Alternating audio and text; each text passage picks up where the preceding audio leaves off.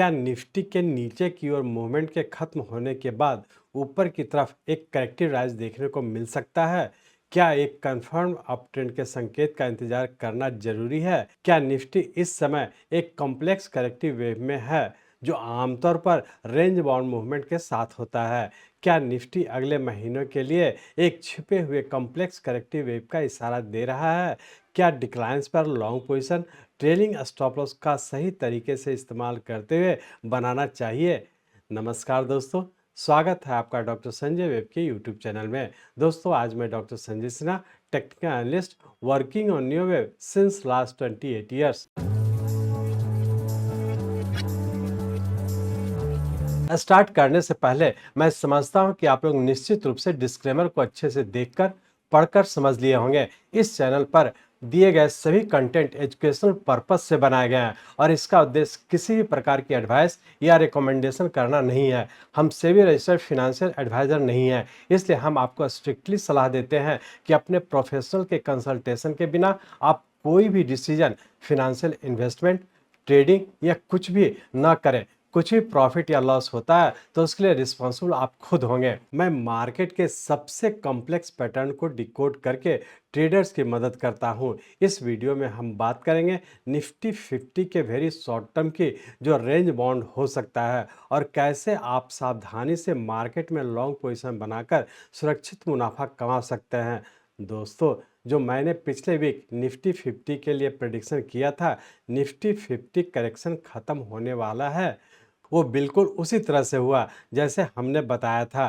Complex corrective wave के तहत Nifty ने वही मूवमेंट दिखाई जिसकी हमने उम्मीद की थी। अगर आप इसे मिस कर गए तो इस बार पूरी जानकारी लीजिए और अगले मूव के लिए तैयार रहिए। निफ्टी 50 इस समय एक कॉम्प्लेक्स करेक्टिव वेव के इंपॉर्टेंट फेज में है जिसमें वेरी शॉर्ट टर्म में रेंज बाउंड मूवमेंट की संभावना है। इस वीडियो में मैं आपको बताऊंगा कि कैसे आप डिक्लाइंस के दौरान सावधानी पूर्वक लॉन्ग पोजीशन बना सकते हैं और ट्रेलिंग स्टॉप लॉस का इस्तेमाल करके सुरक्षित मुनाफा कमा सकते हैं। एक न्यू एनालिस्ट के रूप में मैं आपके लिए लेकर आया हूं एक एक्शन ओरिएंटेड ट्रेडिंग स्ट्रेटजी जो आपकी ट्रेडिंग को नए स्तर पर ले जाएगी।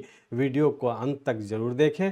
तो इन सभी चीज़ों को और न्यू एनालिसिस के डायनेमिक मूवमेंट्स को समझने के लिए चलिए हम लोग चलते हैं निफ्टी के रियल टाइम चार्ट पर। ये निफ्टी का हम लोग का डेली चार्ट है। इस डेली चार्ट में हम लोग देख रहे हैं कि हम लोग का 27 सितंबर 2024 को एक 17th वेव के फॉर्म में ऊपर कंप्लीट किया जो कि 5 + 4 + 4 + 4 is equal to 17th wave जो कि एक इम्पल्स वेव का एंड पॉइंट है।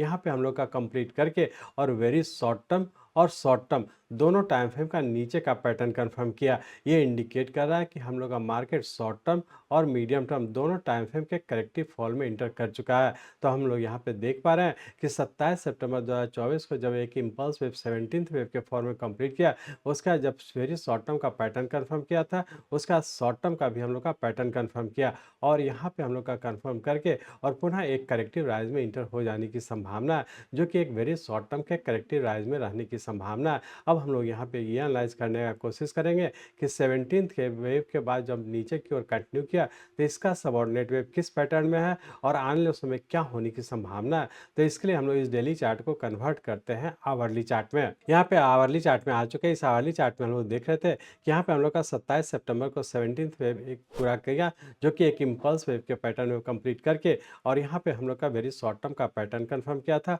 और इसका यहाँ से हम लोग करेक्टिव फॉल में इंटर कर चुके थे जिसके तहत यहाँ पे हम लोग देखे कि 21 नवंबर 2024 को हम लोग का एक करेक्टिव पूरा करके और यहाँ से हम लोग सबसे छोटे टाइम फ्रेम का ऊपर का पैटर्न कंफर्म किया था। और जैसा पिछले वीक डिस्कस किए थे कि यहाँ पे हम लोग का छोटे टाइम फ्रेम का पैटर्न कंफर्म किया, ये इंडिकेट कर रहा है कि बहुत ज़्यादा संभावना है कि यहाँ से जो फॉल हुआ इसके पूरे करेक्टिव राइज में इंटर हो जाने की संभावना है।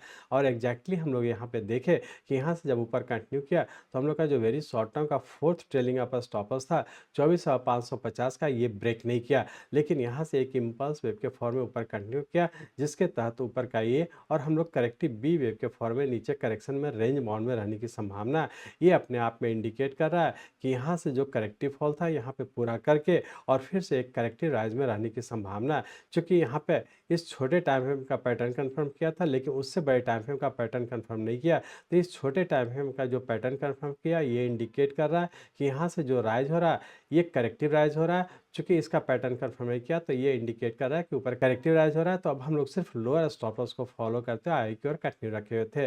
पिछले दिन हम लोग का नीचे का जो स्टॉप लॉस था 23,300 का था।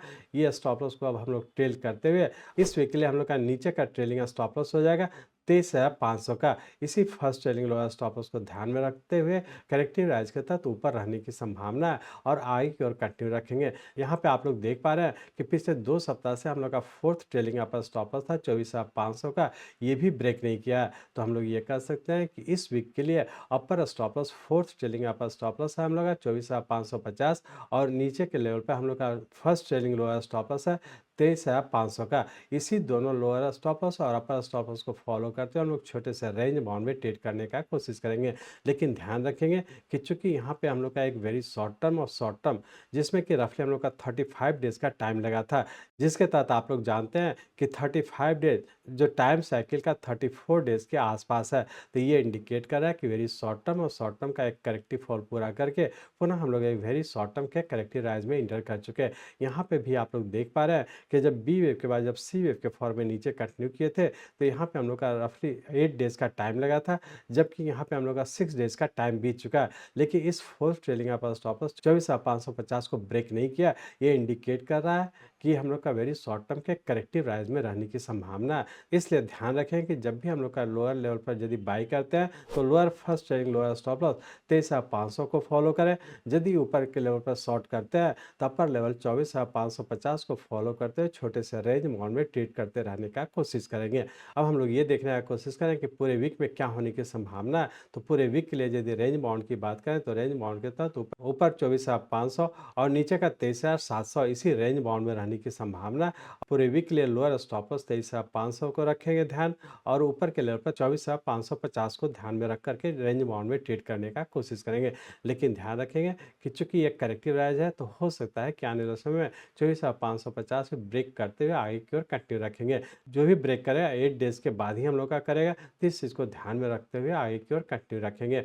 अब हम लोग ये देखने की कोशिश करेंगे कि मंडे ट्यूसडे को क्या होने की संभावना है। तो इसके लिए हम लोग इस आवरली चार्ट को कन्वर्ट करते हैं 15 मिनट के चार्ट में। यहाँ पे हम लोग 15 मिनट के चार्ट में आ चुके हैं। इस 15 मिनट के चार्ट में हम लोग देख रहे थे कि हम लोग का करेक्टिव सी वेव इस पॉइंट पे पूरा किया था और इसका यहाँ पे हम लोग का सबसे छोटे टाइम फ्रेम का ऊपर का पैटर्न कंफर्म किया था, जो इंडिकेट किया था कि यहाँ पे हम लोग इस टाइम फ्रेम के करेक्टिव राइज में इंटर हो जाने की संभावना है। एग्जैक्टली हम लोग यहाँ पे देखें कि जब यहाँ से आप ऊपर की ओर कंटिन्यू किए जिसके तहत ऊपर का 1, 2, 3, 4 और 5 वेव जो कि उससे बड़े टाइम फ्रेम का हमारा ये वेव था यहाँ पे पूरा किया और उसका करेक्शन के तहत नीचे का ए, बी और सी वेव इस पॉइंट पे पूरा किया और उसके बाद यहाँ से हम लोग एक करेक्टिव राइज में इंटर किए हुए हैं। तो बहुत ज़्यादा संभावना है मंडे ट्यूसडे के लिए रेंज बाउंड के तहत ऊपर का 24,300 और नीचे का 23,800 इसी रेंज बाउंड में रहने की संभावना है। इसी रेंज बाउंड के तहत छोटा छोटा ही ट्रेड करने का कोशिश करेंगे और इंटरडे के पॉइंट से ऊपर का स्टॉप लॉस रखेंगे 24,400 का। इसी अपर स्टॉप लॉस को ध्यान रखें छोटे से रेंज बाउंड में ट्रेड करने का कोशिश करेंगे।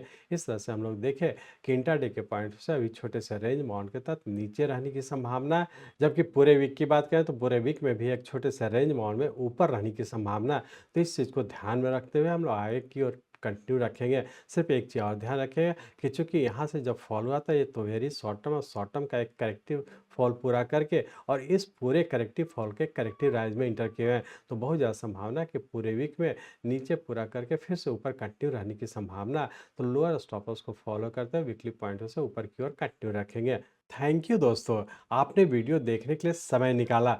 हर एक मूव पर अलर्ट रहना ट्रेडिंग का एक हिस्सा है और मेरी यही एम है कि मैं आपको हमेशा अप टू डेट और इन्फॉर्म रखूं। मिलते हैं अगले वीडियो में एक नए एनालिसिस के साथ। तब तक ट्रेड सेफ, स्टे अलर्ट।